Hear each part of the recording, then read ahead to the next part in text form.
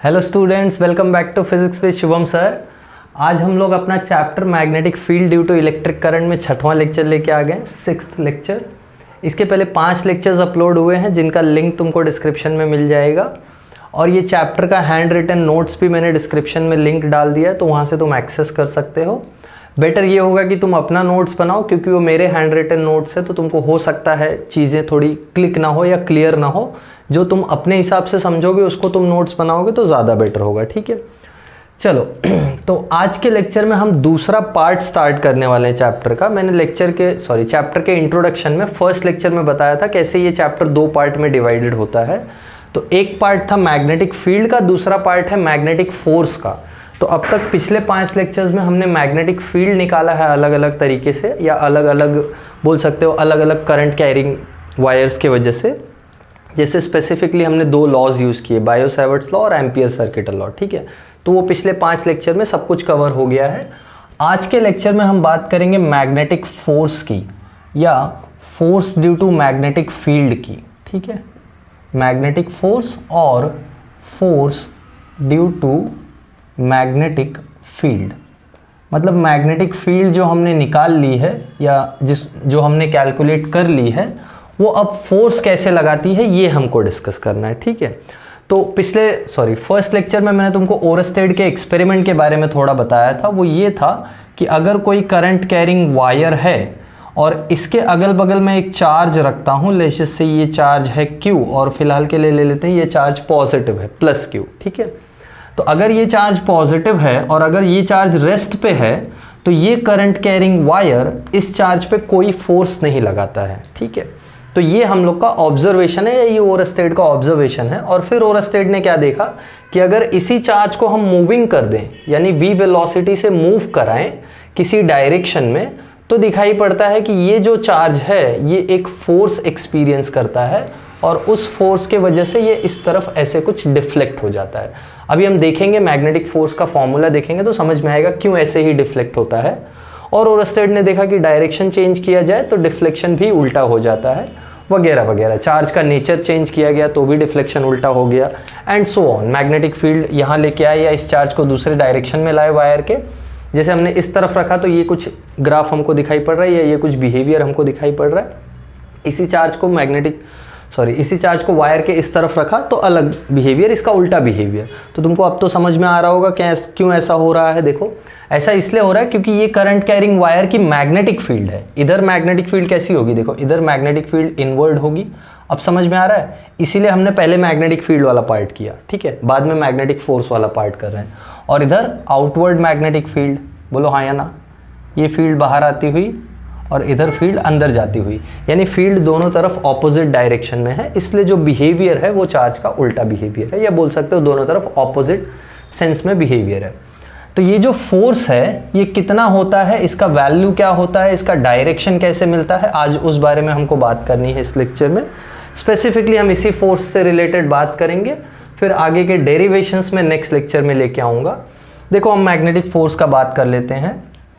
अगर मेरे पास एक मैग्नेटिक फील्ड है, ऐसे यूनिफॉर्म मैग्नेटिक फील्ड जो अंदर की तरफ जा रही है, ध्यान से देखो, ये मैग्नेटिक फील्ड का रिप्रेजेंटेशन है। इसको फर्स्ट टाइम देख रहे हो तुम, बार बार ये रिप्रेजेंटेशन ड्रॉ होता रहेगा। जब भी ऐसा रिप्रेजेंटेशन है, इसका मतलब क्या होता है, इसका मतलब एक कांस्टेंट मैग्नेटिक फील्ड है जो प्लेन ऑफ द पेपर में जा रही है, या ऐसे इनवर्ड जा रही है, बोल सकते हो ऐसे मैग्नेटिक फील्ड अंदर की तरफ जा रही है, ठीक है।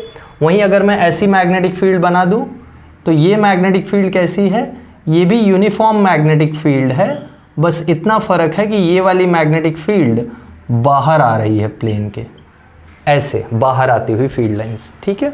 तो ये इक्विडिस्टेंट पैरेलल फील्ड लाइंस है जिससे हमको फील्ड का रिप्रेजेंटेशन मिलता है। तो अभी फिलहाल के लिए मैं ले लेता हूँ एक इनवर्ड मैग्नेटिक फील्ड है जो यूनिफॉर्म है, और इसमें कोई चार्ज Q एंटर कर रहा है। ध्यान से देखना, कोई चार्ज Q एंटर करता है और वो चार्ज Q कुछ v वेलोसिटी से एंटर करता है, ठीक है। तो हम लोग ऑब्जर्व करते हैं कि ये जो चार्ज Q है, +Q ले लेते हैं, या कोई भी चार्ज हो, +Q -Q, हम डायरेक्शन पे बाद में जाएंगे। हम देखते हैं कि जो फोर्स ये चार्ज एक्सपीरियंस करता है F, this force F, it is given by Q V B sin theta, जिसमें Q चार्ज का वैल्यू है। ध्यान से देख लो फॉर्मूला, तुमको डिराइव नहीं करना है कहाँ से आया formula, you just have to know this formula, by heart कर लेना ये फॉर्मूले को। Q चार्ज का वैल्यू है, V स्पीड या वेलोसिटी ऑफ चार्ज का वैल्यू है, B मैग्नेटिक फील्ड का वैल्यू है, और थीटा जो है यहाँ पे मैं एक एक टर्म लिख देता हूँ, V is speed of the charge, ठीक है। Q तो चार्ज का वैल्यू है, वो तुमको समझ गया, B मैग्नेटिक फील्ड का वैल्यू, और ये जो थीटा है, this is very important, theta is angle between V vector and B vector, यानी वेलोसिटी और मैग्नेटिक फील्ड में कितना एंगल है, यानी चार्ज मैग्नेटिक फील्ड से कैसे एंटर कर रहा है। जैसे एग्जांपल के लिए यहाँ पे देखो मैग्नेटिक फील्ड अंदर और चार्ज ऐसे एंटर कर रहा है, यानी थीटा कितना होगा 90 मेरे हिसाब से। अरे देखो ना, फील्ड अंदर है और चार्ज ऐसे एंटर कर रहा है, वेलोसिटी वेक्टर इधर है, तो कितना एंगल है 90, और 90 एंगल है तो साइन 91 हो जाएगा। तो हमको क्लियरली दिखाई पड़ रहा है कि ये क्रॉस प्रोडक्ट का फॉर्मूला है। तो अगर मैं फोर्स को वेक्टर फॉर्म में लिखूं तो मुझे कुछ ऐसा मिलता है, क्यू वी क्रॉस बी, ये फोर्स का वेक्टर फॉर्म आ गया। ध्यान से देख लो, दिस इज इक्वेशन नंबर 1, ये वैल्यू है फोर्स की, और ये फोर्स का वैल्यू और डायरेक्शन दोनों। अब बोलोगे सर डायरेक्शन तो मिल जाएगा, कैसे डायरेक्शन मिल जाएगा, क्रॉस प्रोडक्ट करके डायरेक्शन मिल जाएगा, v क्रॉस b का क्रॉस प्रोडक्ट कर देते हैं तो डायरेक्शन मिल जाएगा। और क्लियरली v क्रॉस b करोगे, देखो v इधर है और b अंदर की तरफ जा रहा है, तो कर्ल करोगे तो थंब ऊपर की तरफ जाता है, यानी क्लियरली समझ में आ रहा है कि इस वाले चार्ज पे फोर्स ऊपर की तरफ लगेगा। बट ये जो फोर्स का डायरेक्शन हम राइट हैंड रूल यूज करके निकाल रहे हैं, ये जो फोर्स का डायरेक्शन हम क्रॉस प्रोडक्ट यूज करके निकाल रहे हैं, ये हमेशा सही नहीं होगा। एग्जाम्पल के लिए जैसे एक नेगेटिव चार्ज एंटर करते हैं, देखो इधर यहाँ minus Q charge v velocity से एंटर होता है, और अब मैं v क्रॉस b करूँ तो भी मुझे फोर्स का डायरेक्शन ऊपर मिलेगा, बट ऐसा होता नहीं है। अगर ये पॉजिटिव चार्ज है, इस पे ऊपर की तरफ फील्ड फोर्स लगा रही है, तो नेगेटिव वाले पे फील्ड नीचे की तरफ फोर्स लगाती है। बात समझ में आई? तो अब जो फोर्स का डायरेक्शन फाइंड करने के लिए हम ये रूल यूज कर रहे हैं, क्रॉस प्रोडक्ट रूल, वो काम में नहीं आएगा। चार्ज का नेचर चेंज हुआ तो फोर्स भी तो चेंज होगा ना, और अगर फोर्स चेंज होगा तो वो क्रॉस प्रोडक्ट से नहीं पता चल रहा है हमको। तो हम क्या करेंगे, ध्यान दो, अभी हम एक नया रूल इंट्रोड्यूस करने जा रहे हैं जिसको हम बोलेंगे मैजिकल पाम रूल या राइट हैंड पाम रूल, जिसका यूज करके हम फोर्स का डायरेक्शन इजीली फाइंड आउट कर सकते हैं विदाउट एनी प्रॉब्लम या विदाउट एनी कंफ्यूजन। देखो कैसे, क्या है राइट हैंड पाम रूल, ध्यान से देखना। राइट हैंड पाम रूल बोलता है कि just outstretch all the 4 fingers of your right hand, right hand के चारों फिंगर्स को स्ट्रेच करो in the direction of the magnetic field. ध्यान से सुनो, in the direction of the magnetic field, and stretch the thumb in the direction of the current. ध्यान से सुनना क्या बोला, in thumb in the direction of the current. तो current किधर है इसके हिसाब से हमको डिसाइड करना है। देखो मैग्नेटिक फील्ड इधर अंदर, करंट कहाँ है, पॉजिटिव चार्ज इधर चल रहा है तो करंट भी इधर ही होगा, यानी करंट इधर। तो फोर्स तुम्हारे पाम के डायरेक्शन से मिलेगा, पाम किधर है, ऊपर की तरफ, तो फोर्स ऊपर की तरफ। अब समझ में आया? देखो अब इसको नेगेटिव चार्ज पे अप्लाई करो तो कितना इजी हो जाएगा। ये माइनस क्यू, ये माइनस क्यू ऐसे एंटर करता है v वेलोसिटी से। राइट हैंड पाम रूल बोल रहा है कि चारों fingers in the direction of the magnetic field, thumb in the direction of the current. अब देखो ये नेगेटिव चार्ज इधर चल रहा है, तुमको याद है कन्वेंशनल डायरेक्शन ऑफ करंट, जहां नेगेटिव चार्ज जाता है करंट उसके ऑपोजिट। अरे इलेक्ट्रॉन जहां चलता है उसके ऑपोजिट में करंट होता है ना। तो ये मैग्नेटिक फील्ड, करंट इधर, तो पाम नीचे, तो फोर्स नीचे की तरफ। अब क्लियर हो गया होगा। So this is right hand palm rule which we will be using continuously in this chapter henceforth. अब इसके आगे से ये राइट हैंड पाम रूल बार बार यूज होने वाला है, ये बात याद रखना, ठीक है। क्या है राइट हैंड पाम रूल, अपने राइट हैंड के चारों फिंगर्स को कहाँ रखना है, मैग्नेटिक फील्ड के डायरेक्शन में, थंब को कहाँ रखना है, करंट के डायरेक्शन में, then the palm will give you the direction of the current. This is the easiest law that we can use to find the force. ये सबसे इजी लॉ होता है, कोई परेशानी का बात नहीं, इसको 4-5 बार अप्लाई करना। जैसे एग्जाम्पल और एक ले लेते हैं, देखो यहाँ ये आउटवर्ड मैग्नेटिक फील्ड है, बाहर की तरफ आती हुई मैग्नेटिक फील्ड, और इसमें एक चार्ज यहाँ से एंटर करता है with a velocity v। Let's just say charge का वैल्यू हम लोग कुछ ले लेते हैं, फिलहाल के लिए पॉजिटिव चार्ज है, ठीक है। देख लो अप्लाई कर लेते हैं।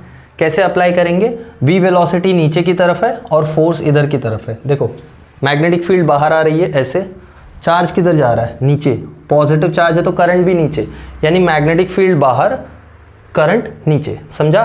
मैग्नेटिक फील्ड बाहर करंट नीचे। मेरा चेहरा मत देखो, ये देखो मेरा चेहरा छुप गया है, देखो इधर मैग्नेटिक फील्ड बाहर आ रही है, करंट नीचे की तरफ जा रहा है क्योंकि पॉजिटिव चार्ज। तो फोर्स किधर है, पाम इधर है ना, तो ये वाला चार्ज इधर फोर्स एक्सपीरियंस करेगा।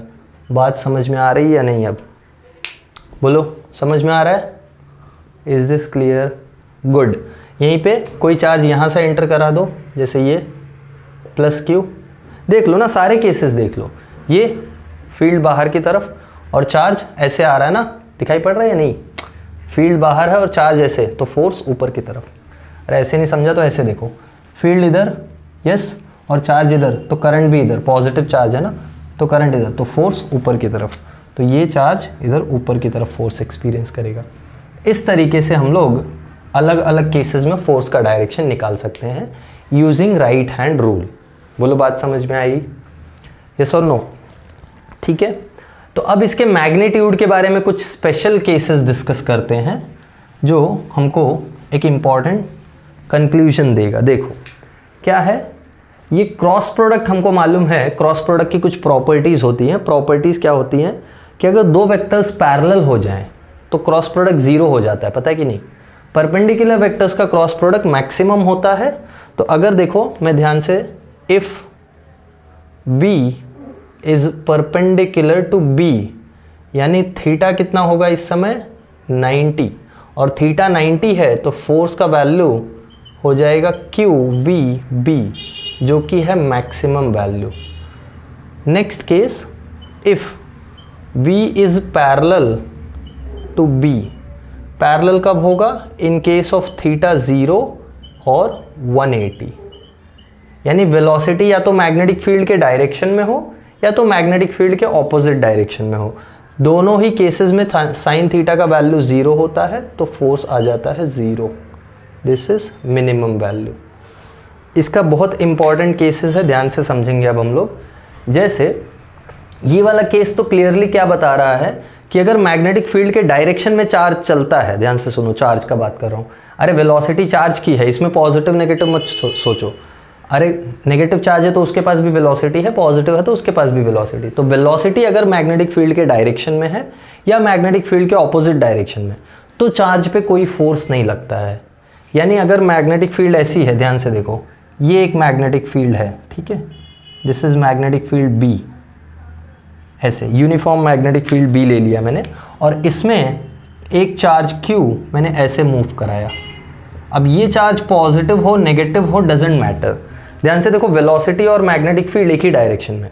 तो अब ये चार्ज कोई तुमको पूछे कैसे जाएगा, तो ये चार्ज अनडेविएटेड निकल जाएगा, जिस रास्ते से जा रहा था उसी रास्ते से निकल जाएगा। समझ में आई बात। वहीं पे अगर एक चार्ज यहाँ से एंटर करता है लाइक दिस, v वेलोसिटी से, कोई भी चार्ज हो, plus Q minus Q doesn't matter, ये भी अनडिफ्लेक्टेड निकल जाएगा। क्यों, बिकॉज ऑफ दिस रीजन। बोलो बात समझ में आ गई, बात समझ में आ गई, ठीक है। तो 2-3 केसेस होते हैं इस फोर्स के वजह से, क्लियरली दिखाई पड़ रहा है। देखो 2 स्पेसिफिक केसेस तो हमको समझ में आ गए कि जब पैरेलल या एंटी पैरेलल हो तो 0 होगा, जब परपेंडिकुलर हो तो फोर्स मैक्सिमम होगा। What happens when there is a case when theta is neither 0 nor 90 nor 180, यानी थीटा 60 डिग्री हो जाए तब क्या करोगे, थीटा 30 डिग्री हो जाए तब क्या करोगे। तो ऐसे 3 केसेस बनते हैं मोशन के, चार्ज के। चार्ज जब मैग्नेटिक फील्ड में जाता है तो 3 तरीके का मोशन कर सकता है। ये स्ट्रेट लाइन मोशन, इसमें सर्कुलर मोशन करेगा, हम अभी देखेंगे क्यों ऐसा। और जो मैंने बताया जनरल केस जिसमें 30 डिग्री 40 डिग्री 60 डिग्री कुछ रैंडम एंगल होगा, उसमें हेलिकल मोशन करेगा, ठीक है। तो ये 3 स्पेशल केसेस हमको पढ़ने हैं इस फोर्स के। बात समझ में आ गई। ध्यान से देख लो, फॉर्मूला क्या है, फोर्स का फॉर्मूला है QV क्रॉस B, B और B का क्रॉस प्रोडक्ट, ठीक है। तो जब तक चार्ज के पास वेलोसिटी है तभी तक फोर्स होगा, ये भी याद रखो। यहाँ से क्लियरली दिखाई पड़ रहा है ना, V अगर 0 हो गया तो फोर्स जीरो। अच्छा क्यू अगर जीरो हो गया तो क्यू कब जीरो होगा सोचो, न्यूट्रल पार्टिकल्स पे। कोई न्यूट्रॉन, तुमको एक एमसीक्यू में पूछ दिया कि एक न्यूट्रॉन है मैग्नेटिक फील्ड के परपेंडिकुलर डायरेक्शन में डाल दिया है मैग्नेटिक फील्ड में, बताओ कहाँ जाएगा न्यूट्रॉन। तो पढ़ के गए हो, बहुत समझ में आ गया है, तो सर्कुलर मोशन पे क्लिक मत करके आ जाना या टिक मत करके आ जाना, रॉन्ग हो जाएगा। न्यूट्रॉन पे चार्ज नहीं होता है, तो क्यू जीरो हुआ तो भी फोर्स जीरो हो जाएगा।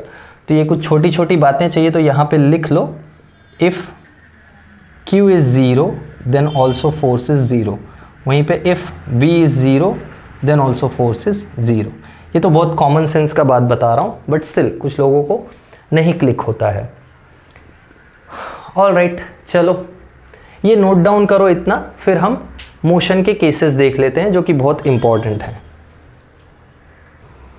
चलो नोट डाउन कर लिया था ना, अच्छे से समझ में आया, मज़ा आ रहा है। रुको ये वायर फंस गया, हाँ मज़ा आया, अच्छे से समझ में आया ना, फोर्स कैसे लगता है, कितना लगता है, ठीक है। चलो अलग अलग केसेस भी हमने देख लिए। अब हम बात करने जा रहे हैं trajectory of a charge particle in a magnetic field. ये बहुत ही इंपॉर्टेंट कॉन्सेप्ट होता है जो पूरे चैप्टर में यूज़ होने वाला है। So this concept is important as per our syllabus, ठीक है।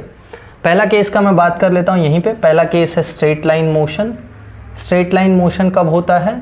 Straight line motion is when charge moves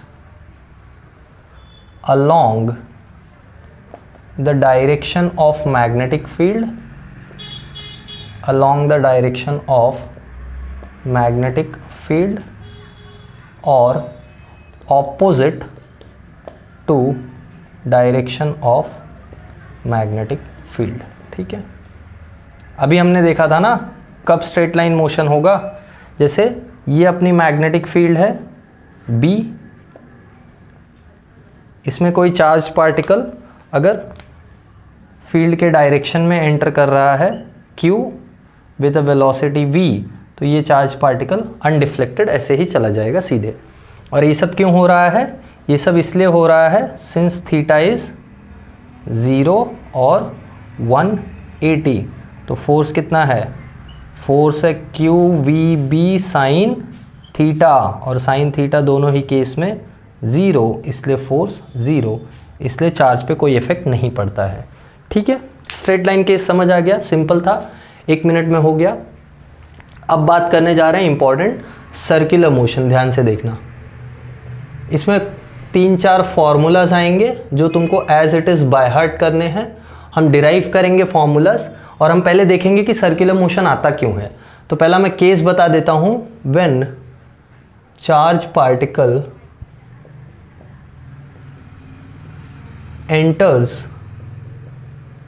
the magnetic field perpendicular to the direction of field, यानी फील्ड में डायरेक्शन ऑफ फील्ड के perpendicular enter करे, तब motion कैसा करेगा? Circular motion. ध्यान से देखो केस क्यों ऐसा होता है, सर्कुलर मोशन होता ही क्यों है। जैसे ये मेरे पास एक मैग्नेटिक फील्ड है जो इनवर्ड है, ध्यान से देखना, अंदर की तरफ जाती हुई एक मैग्नेटिक फील्ड है। कंसिडर कर लेते हैं इसमें एक चार्ज पार्टिकल एंटर कर रहा है विथ अ वेलोसिटी v, जो कि क्या है? जो कि मैग्नेटिक फील्ड के परपेंडिकुलर है। ध्यान से देखो दिखाई पड़ रहा है कि नहीं? यहाँ पे मैं डाल देता हूँ थीटा कितना होना चाहिए 90, या फिर मैं ये भी डाल देता हूँ condition v must be perpendicular to b। इतना एनफ है, चलो समझ में आ गया। अब देखो ध्यान से, जब ये चार्ज पार्टिकल v वेलोसिटी से एंटर करेगा तो होगा क्या? हम लोग राइट हैंड रूल लगाते हैं, पाम रूल। पाम रूल क्या बोलता है? मैग्नेटिक फील्ड अंदर, करंट के डायरेक्शन में थंब, तो फोर्स मिल जाएगा पाम से। तो देखो इधर ये चार्ज जाना इधर चाहता है, वेलोसिटी इसकी इधर होने की वजह से इसके ऊपर फोर्स एक इधर लगेगा, बोलो हाँ या ना? ये एक फोर्स लग रहा है इसके ऊपर, यस। चार्ज इधर जा रहा है और मैग्नेटिक फील्ड इधर है, तो पाम के हिसाब से फोर्स ऊपर की तरफ, यानी इसके ऊपर एक फोर्स इधर आया। ध्यान से देखो फोर्स और वेलोसिटी परपेंडिकुलर है, फोर्स और वेलोसिटी परपेंडिकुलर है। कोई मोशन तुमको याद है जहाँ फोर्स और वेलोसिटी परपेंडिकुलर होते हैं? अरे तुमको अगर याद हो तो सर्कुलर मोशन में ऐसा होता है, ये चार्ज पार्टिकल टेंजेंशियल वेलोसिटी से मूव करता है। ये देखो, ये चार्ज पार्टिकल बोल रहा हूँ, ये सर्कुलर मोशन करने वाला पार्टिकल टेंजेंशियल वेलोसिटी से मूव करता है, जिसपे एक सेंट्रीपिटल फोर्स लगता है अंदर की तरफ, सेंटर की तरफ। तो फोर्स, वेलोसिटी, परपेंडिकुलर, तो कैसा मोशन? Circular motion. अब इतने से जिसको क्लियर हो गया, अच्छी बात है। आगे बढ़ते हैं और एक 2-3 केसेस लेके मैं बताता हूं कि कैसे ये सर्कल बनाता है। देखो ध्यान से, जैसे जब ये वेलोसिटी इधर, फोर्स इधर, तो ना तो इधर जा पाएगा ना तो इधर, इन दोनों के रिजल्ट के हिसाब से यहां जाएगा ये। अब यहां जब चार्ज पार्टिकल आया, ध्यान दो, यहां इसकी वेलोसिटी टेंजेंशियल यानी वेलोसिटी कुछ ऐसी होगी, ये आई वेलोसिटी, ये वेलोसिटी इधर, मैग्नेटिक फील्ड इधर, करंट इधर, तो फोर्स इधर, यानी फिर से फोर्स इसके परपेंडिकुलर यानी इधर की तरफ जा रहा है। फिर ये कुछ ऐसे जाएगा, लाइक दिस, जहाँ जहाँ जाएगा वहाँ वहाँ इस पे जो फोर्स लगेगा वो इसके वेलोसिटी के परपेंडिकुलर लगेगा, लाइक दिस। यहाँ देख लेते हैं, यहाँ कैसा फोर्स लगेगा, ये इसका वेलोसिटी टेंजेंशियल यानी यहाँ पे, तो इस पे फोर्स कैसे लगेगा, फोर्स ऐसे परपेंडिकुलर।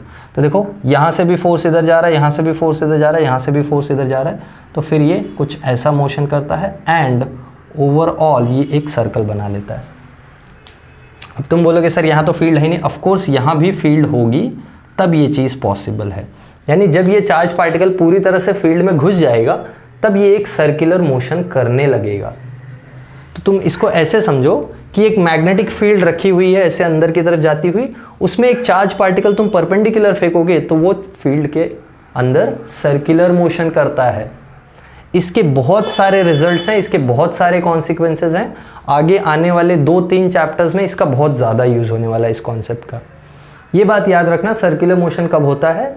जब मैग्नेटिक फील्ड के परपेंडिकुलर वेलोसिटी से चार्ज एंटर करता है तो वो सर्कल में घूमता है। रीज़न क्या है? रीज़न देख लो, यहाँ पे मैंने बताया सारे फोर्सेस किधर जा रहे हैं, टुवर्ड सेंटर, दिखाई पड़ रहा है या नहीं? जैसे यहाँ पे देखो वेलोसिटी इधर तो फोर्स इधर, सारे फोर्सेस कहाँ पे जा रहे हैं? एक सेंटर की तरफ जा रहे हैं। और कैसा केस है वो? सेंट्रीपिटल फोर्स वाला केस है। सेंट्रीपिटल फोर्स होता है तो कैसा मोशन होता है? सर्कुलर मोशन होता है। बात समझ में आ गई? ठीक है, अब ध्यान से देखो, हम इसका सर्कल जो बनाया है इस चार्ज ने, हम इसका रेडियस कैलकुलेट करने जा रहे हैं कि कितने रेडियस का ये सर्कल ट्रेस करता है। ठीक है, तो रेडियस कैसे कैलकुलेट करेंगे? ध्यान दो, हमको मालूम है कि जो सेंट्रीपिटल फोर्स है वो कौन सा फोर्स प्ले करेगा रोल सेंट्रीपिटल फोर्स का? ध्यान से देख के बताओ, ये कौन सा फोर्स है जो सेंटर की तरफ जा रहा है? Centripetal force, right. बट ये किसके वजह से आ रहा है? मैग्नेटिक फील्ड के वजह से आ रहा है ना। तो फोर्स कौन सा एक्चुअल में? फोर्स अगर मैं देखूं सेंट्रीपिटल फोर्स, तो वो कौन सा फोर्स होगा? मैग्नेटिक फोर्स होगा। और सेंट्रीपिटल फोर्स का फॉर्मूला हमको मालूम है, होता है mv²/r। यहाँ से r देखो रेडियस है। मैग्नेटिक फील्ड का फोर्स का वैल्यू है qvb sine theta, but theta 90 यानी साइन 90 यानी qvb। यहाँ से r की वैल्यू निकालनी है हमको। देखो ध्यान से, ये b से b cut, r is equals to mv/qb। ये फॉर्मूला अगर हो सके तो कहीं टैटू करवा लो बॉडी पे। This is very very important. इस पे तुमको इजी न्यूमेरिकल्स 2 मार्क के लिए, 3 मार्क के लिए, इस पे तुमको एक 4 मार्क का पूरा कंस्ट्रक्शन एंड वर्किंग का कॉन्सेप्ट है, कॉल्ड एज साइक्लोट्रॉन। हाँ, अभी भारी भारी नाम सुनने में आ रहा है सर, साइक्लोट्रॉन। साइक्लोट्रॉन पूरा कॉन्सेप्ट ये फॉर्मूले पे बेस्ड है। यही सर्कुलर मोशन वहाँ भी होता है और इसी फॉर्मूले को बार बार यूज़ करना है। तो ज़रा ध्यान से देखो, रेडियस का वैल्यू हमको मिल गया है विच इज़ mv/qb। तो क्लियरली समझ में आ रहा है कि जो रेडियस ये ट्रेस कर रहा है या जो सर्कल ये ट्रेस कर रहा है उसका radius directly proportional to mass of the particle है, directly proportional to speed of the particle है, inversely proportional to charge of the particle है and inversely proportional to magnetic field है। इसका मीनिंग क्या है? सुनो, इसका मीनिंग ये है कि अगर मैं स्ट्रॉन्ग मैग्नेटिक फील्ड लगाऊं, पहले यहाँ से चालू करता हूँ, स्ट्रॉन्ग मैग्नेटिक फील्ड यानी B ज़्यादा हो तो R छोटा, तो ये छोटा सर्कल ट्रेस करेगा। इसको कॉन्सेप्चुअली सोच सकते हो ऐसा क्यों हो रहा है? अरे बहुत स्ट्रॉन्ग फील्ड है तो फोर्स बहुत ज़्यादा होगा, तो ये जितना ट्राई करेगा बड़ा सर्कल बनाने का, फोर्स उसको ज़्यादा इंटेंसिटी से खींचेगा, तो ये छोटे सर्कल में सिमट जाएगा। समझ में आई बात? समझ में आई या नहीं बात? अरे ये फोर्स, ये चार्ज एंटर करता है कुछ वेलोसिटी से, फोर्स बहुत ज़्यादा लगा, यानी ये सेंटर की तरफ जाने वाला वेक्टर ज़्यादा है, तो ये छोटा सर्कल बना के एक सर्कुलर मोशन करने लगेगा। बात समझ में आई? ठीक है, ये वाला केस देखो, Q इन्वर्सली प्रोपोर्शनल। 2 केसेस ले लेते हैं, एक अल्फा पार्टिकल ले लेते हैं और एक प्रोटॉन ले लेते हैं। हमको मालूम है प्रोटॉन पे जो चार्ज होता है वो 1 इलेक्ट्रॉन जितना होता है बट पॉजिटिव। अल्फा पे जो चार्ज होता है वो 2 इलेक्ट्रॉन जितना होता है बट पॉजिटिव, क्योंकि अल्फा पार्टिकल में 2 प्रोटॉन होते हैं ना न्यूक्लियस में। तो अल्फा पार्टिकल अगर मैं यूज़ करूं और प्रोटॉन यूज़ करूं तो किसका सर्कल छोटा किसका सर्कल बड़ा होगा, सोच के बता सकते हो? In a given magnetic field with a given speed and so on. तो मास ऑफ कोर्स अल्फा का चेंज हो जाएगा, तो मास और ये चार्ज दोनों कंपेयर होंगे वहाँ पे। तो अभी फिलहाल के लिए हम चार्ज का कंपैरिजन लें कि समझो जैसे दोनों दोनों एक ही मास के चार्जेस हैं, बस एक का चार्ज डबल है। तो अगर चार्ज डबल है तो रेडियस आधा, तो जिसका चार्ज ज़्यादा उसका रेडियस छोटा। बात समझ में आई? जिस पार्टिकल का चार्ज ज़्यादा उसका रेडियस छोटा, और जिस पार्टिकल का चार्ज कम उसका रेडियस ज़्यादा। ठीक है, ऐसा फिर क्यों हो रहा है? क्योंकि चार्ज देखो, चार्ज ज़्यादा होगा तो फोर्स ज़्यादा होगा, और अभी बताया फोर्स ज़्यादा होगा तो छोटा सर्कल। नेक्स्ट केस V पे डायरेक्टली डिपेंडेंट है, यानी अगर मैं ज़्यादा फास्ट फेंकूँ चार्ज को तो बड़ा सर्कल बनाएगा। और ये तो तुम सोच भी सकते हो, अरे तुमने बहुत फास्ट चार्ज पार्टिकल गया तो वो दूर तक जाके सर्कल बनाएगा, और कम स्पीड से फेंका तो छोटा सर्कल। यानी V ज़्यादा तो रेडियस ज़्यादा, V कम तो रेडियस कम। मास पे भी डायरेक्टली डिपेंडेंट है, यानी कोई हेवी चार्ज पार्टिकल फेंका तो उसका हेवी चार्ज पार्टिकल फेंका तो उसका सर्कल बड़ा बनेगा, और लाइट पार्टिकल फेंका तो उसका सर्कल छोटा। ऐसा क्यों? क्योंकि हेवी वाले के पास एनर्जी ज़्यादा होगी, काइनेटिक एनर्जी 12 mv², तो वो फील्ड को ज़्यादा दूर तक अपोज करके एक सर्कल बनाएगा। बहुत सारे कॉन्सेप्ट्स हैं, इसको थोड़ा थोड़ा सोचना, और जो भी मैंने बोला है ना उसको अच्छे से सुनना एक बार और। कॉन्सेप्ट बहुत डिटेल में चल रहा है, इसलिए तुमको हो सकता है कि बहुत ओवरवेलमिंग लगे। ओवरवेलमिंग मतलब ज़्यादा लगने लगे कि फिजिक्स ज़्यादा हो रहा है, बट ऐसा है नहीं, डोंट वरी। ठीक है, अच्छे से एक एक चीज़ सुनोगे तो समझ में आ जाएगा क्या बोला है।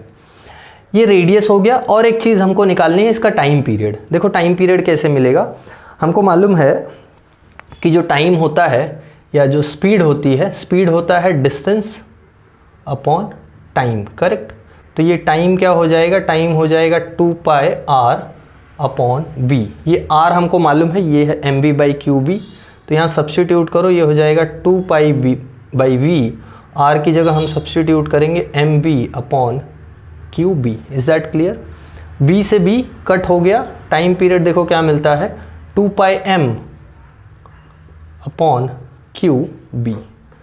ये भी बहुत इंपॉर्टेंट फॉर्मूला है, इसको भी टैटू करवा लो तो अच्छी बात हो तुम्हारे लिए। और अगर टाइम पीरियड मिल गया है तो फ्रीक्वेंसी भी मिल जाएगी, जो कि होती है 1 टाइम पीरियड।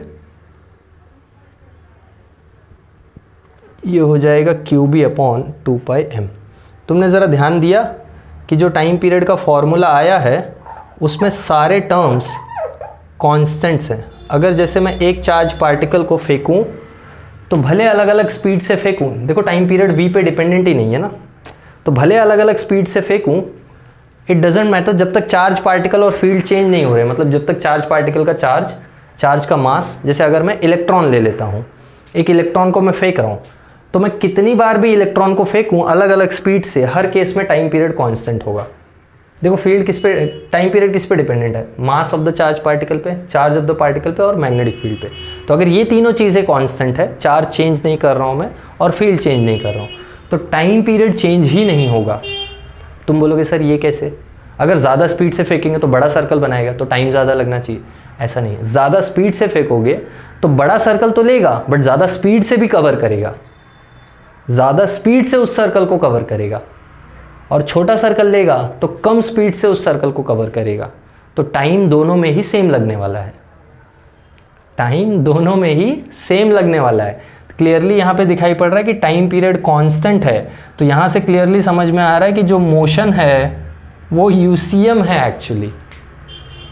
तो तुमको कभी कभी बोल देता है कि show that a charge particle when enters the magnetic field perpendicular to it performs uniform circular motion.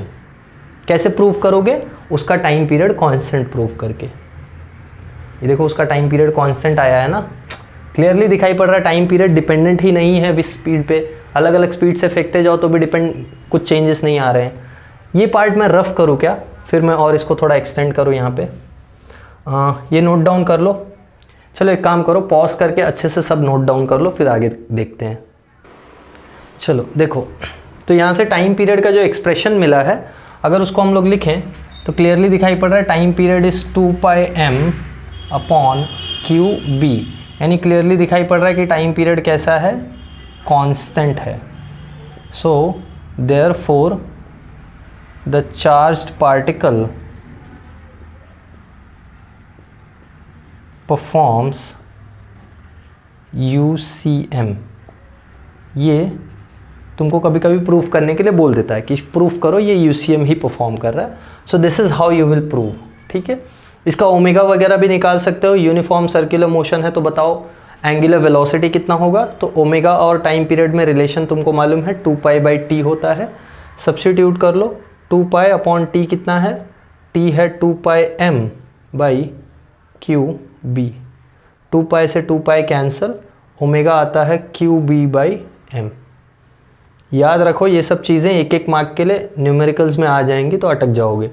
12th है, क्वेश्चन कहीं से भी आता है, सो बी रेडी फॉर दैट। ठीक है, तो ओमेगा हम लोग को मिल गया, हमको ये मिल गया। अब हम एक थर्ड केस देखेंगे इसका, जो आज का लास्ट टॉपिक होगा इस लेक्चर का, और वो थर्ड केस है हेलिकल मोशन का। याद है मैंने बताया ना, जब किसी रैंडम एंगल पे एंटर करेगा तब क्या होता है। ठीक है, तो ये नोट डाउन कर लो। अब हम थर्ड केस देखने जा रहे हैं which is of the helical motion. देखते हैं, हेलिकल मोशन तब होता है जब ये दोनों इफेक्ट्स कंबाइन होते हैं, यानी जब फील्ड के पैरेलल चार्ज जाता है तो स्ट्रेट लाइन में जाता है, और जब फील्ड के परपेंडिकुलर चार्ज चलता है तो सर्कुलर मोशन में जाता है। ये हमने देखा दो केसेस में। तो हेलिकल मोशन इन दोनों का कॉम्बिनेशन है। दोनों का कॉम्बिनेशन मतलब क्या, दोनों का कॉम्बिनेशन मतलब चार्ज स्ट्रेट लाइन में भी जाएगा और चार्ज सर्कुलर मोशन भी करेगा, तो दोनों का रिजल्ट हेलिकल या स्पाइरल मोशन। अब तुमको थोड़ा कनेक्ट हो रहा होगा ये टॉपिक पूरा। इंटरेस्टिंग है टॉपिक, मज़ा आ रहा है समझ के। चलो हम लोग थर्ड केस देखते हैं which is helical motion, helical या स्पाइरल मोशन। ठीक है, so it is when charge particle enters at an acute angle with magnetic field या in magnetic field। एग्जाम्पल देखो, बहुत इंटरेस्टिंग है, ज़रा ध्यान से समझना। मैं एग्जाम्पल के लिए, ये मेरी मैग्नेटिक फील्ड है, मैं एक ही लाइन ड्रॉ कर रहा हूँ, इतना इनफ है। ये मेरा मैग्नेटिक फील्ड है, या अगर चाहिए तो और एक लाइन ड्रॉ कर लो, magnetic field line like this. इसमें एक चार्ज पार्टिकल कुछ रैंडम एंगल पे एक वेलोसिटी लेके एंटर करता है। ठीक है, ये मेरा चार्ज पार्टिकल है, लेट दिस बी +q। ये वेलोसिटी थीटा एंगल पे है मैग्नेटिक फील्ड से। समझ में आया केस? देखो पहला केस था वेलोसिटी फील्ड के पैरेलल या एंटी पैरेलल, दूसरा केस वेलोसिटी फील्ड के परपेंडिकुलर, तीसरा केस है सम रैंडम एंगल। तो ये जो रैंडम एंगल है, इस पे जो चार्ज एंटर कर रहा है, इसके वजह से होता क्या है या कैसा मोशन होता है, इस पे हम डिस्कशन करने जा रहे हैं। ये मेरा v वेलोसिटी थीटा एंगल पे, देखो क्या होगा, ध्यान से समझते हैं। अगर मैं ये v वेलोसिटी देखूं तो इसके दो कंपोनेंट्स हैं। इस v वेलोसिटी के दो कंपोनेंट्स हैं, एक कंपोनेंट इधर है जो कि है v cos थीटा, और एक कंपोनेंट इधर है जो कि है v sin थीटा। अब तुमको थोड़ा क्लिक हुआ होगा, जिनको वेक्टर्स पता है उनको क्लिक हो गया है मैं क्या बोलने वाला हूँ। देखो इधर एक कंपोनेंट है v cos थीटा और एक कंपोनेंट है v sin थीटा। यानी बोलने का मीनिंग ये है कि जो v cos थीटा है वो देखो v cos थीटा जो है वो देखो मैग्नेटिक फील्ड के डायरेक्शन में है, और v sin थीटा देखो मैग्नेटिक फील्ड के परपेंडिकुलर है। इसलिए मैंने बोला दोनों इफेक्ट्स कंबाइन होंगे। तो इस v cos थीटा के वजह से चार्ज सीधा जाएगा और इस v sin थीटा के वजह से सर्कल में जाएगा। तो रिजल्ट क्या होगा मालूम है? रिजल्ट एक स्पाइरल मोशन होगा। रिजल्ट एक स्पाइरल मोशन। देखो ये चार्ज सीधे भी चल रहा है और सर्कल में भी जा रहा है। यही तो होना चाहिए ना। अगर वेलोसिटी फील्ड के पैरेलल हो तो सीधे जाए, अगर वेलोसिटी फील्ड के परपेंडिकुलर हो तो सर्कल में जाए। तो अब दोनों हैं तो क्या होगा? सर्कल और स्ट्रेट लाइन दोनों करेगा। इसको बोलते हैं स्पाइरल मोशन। तो मैं यहाँ पे लिख रहा हूँ, ध्यान से देखो क्या मैंने बोला। The v cos theta component या since v cos theta component is along the magnetic field, hence it makes the charge move in straight line। ये दोनों स्पीड्स का कॉन्सिक्वेंस है। और दूसरा, since v sin theta component is perpendicular to magnetic field, it makes the charge move in circle, therefore the resultant of the two is helical और spiral motion.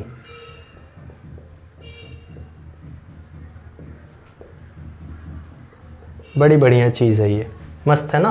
तो देखो ये वेलोसिटी के वजह से ये एक हेलिकल मोशन ऐसे करता हुआ चलता है मैग्नेटिक फील्ड में।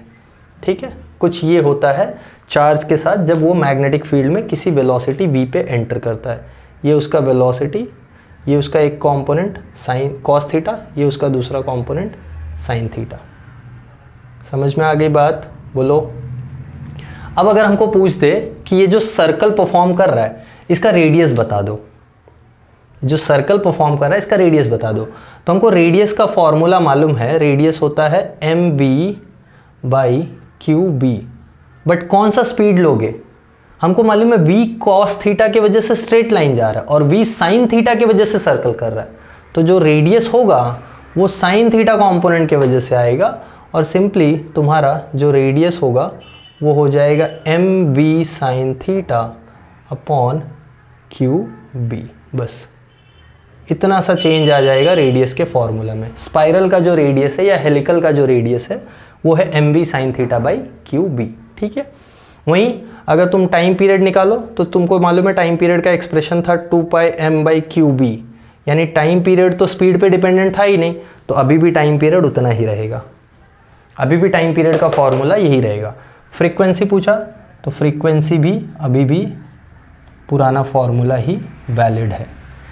एक नया चीज़ हमको देखना है इसमें, which is called as pitch of the motion. Pitch क्या होता है? Pitch is the distance travelled in one complete circle. ये क्या है ज़रा ध्यान से देखो। जब ये एक पूरा सर्कल कंप्लीट कर रहा है, कहाँ से कहाँ तक एक सर्कल कंप्लीट कर रहा है? यहाँ से यहाँ तक एक सर्कल कंप्लीट हो रहा है ना, एक सर्कुलर मोशन, फिर यहाँ से रिपीट हो रहा है। देखो एक जब ये सर्कल कर रहा है तो उसमें इतना ये डिस्टेंस भी कवर कर रहा है, इसको बोलते हैं पिच। समझ में आई बात? देखो जब ये एक सर्कल कर रहा है तो कुछ डिस्टेंस सीधे भी चल रहा है ना आगे। ये चार्ज पार्टिकल एक सर्कल करने में कहाँ आ गया? यहाँ आ गया। अगला सर्कल करने में यहाँ चला गया, अगला सर्कल करने में यहाँ चला गया, अगला सर्कल करने में यहाँ चला गया, अगला सर्कल करने में यहाँ। ये तो मैं बोल रहा हूँ चार्ज सीधे भी चल रहा है और सर्कल में भी चल रहा है। तो ये जो स्ट्रेट लाइन का डिस्टेंस कवर करता है ना, उसको हम बोलते हैं पिच। और उसका वैल्यू अगर मुझे निकालना हो तो हमको मालूम है एक सर्कल में जो टाइम लग रहा है वो ये है, ये सर नो। तो स्ट्रेट लाइन भी यहाँ से यहाँ तक जो जाने में टाइम लगा है वो यही तो लगा होगा ना। अरे एक सर्कल करने में टाइम इतना चला गया तो यहाँ से यहाँ आने में भी तो टाइम इतना ही जाएगा। और हमको मालूम है किस स्पीड से ये इस डायरेक्शन में जा रहा है, v cos थीटा स्पीड से। तो जो पिच है वो हो जाएगी v cos theta into time period. ये टाइम पीरियड एक्सप्रेशन यहाँ से उठा के डाल दो तो ये आ जाएगा 2πm/qb into v cos theta. ये आ गया पिच का फॉर्मूला। काफ़ी इम्पॉर्टेंट फॉर्मूला होता है, 1-2 मार्क के लिए न्यूमेरिकल्स आ जाते हैं। तो ये 3 बहुत इम्पॉर्टेंट केसेस थे जो हमने मैग्नेटिक फोर्स के वजह से देखे। मैग्नेटिक फोर्स अगर लग रहा है तो ये 3 तरीके का मोशन चार्ज पार्टिकल कर सकता है, और तीनों मोशन में हमने कुछ कुछ चीज़ें कैलकुलेट की। जैसे स्ट्रेट लाइन में तो कुछ कैलकुलेट करना नहीं है, तुमको सर्कुलर मोशन में कैलकुलेट करना होता है रेडियस, टाइम पीरियड और थोड़ी बहुत चीज़ें फ्रीक्वेंसी जैसे। वहीं पे अगर हम लोग हेलिकल मोशन का बात करें तो वहाँ भी रेडियस, टाइम पीरियड और फ्रीक्वेंसी के साथ में एक और चीज़ पिच। ठीक है, तो इसका ये फॉर्मूला अगर तुमको नहीं याद हो रहा है तो भी कोई प्रॉब्लम की बात नहीं है। अगर तुम ये कॉन्सेप्ट समझ लोगे ना तो फॉर्मूला डिराइव कर लोगे। बट अगर कॉन्सेप्ट समझने में दिक्कत आ रही है तो तुमको आगे साइक्लोट्रॉन समझने में काफ़ी दिक्कत आएगा। तो इसको बहुत अच्छे से समझो, एक एक चीज़ खुद से नोट डाउन करो, खुद का नोट्स बनाओ, बहुत इंपॉर्टेंट है। तो अच्छे से समझ में आएगा ये चैप्टर। एंड आई होप तुमको आज का लेक्चर सब कुछ समझ में आया है। मैं साइड हो जा रहा हूँ, इसको पॉज करके नोट डाउन कर लेना। तुम बोलोगे सर लिखने नहीं दे रहे हो, खाली बोल रहे हो। ओके चलो, नोट डाउन कर लिया है ना, फाइन। सो आई होप सब समझ में आया आज के लेक्चर में। कुछ डाउट होगा तो कमेंट्स करके बताओ बिंदास। कुछ डाउट नहीं है तो भी मुझे बताओ कमेंट में कि सब कुछ समझ में आया है। I will see you all in next video. Bye everyone, have a good day.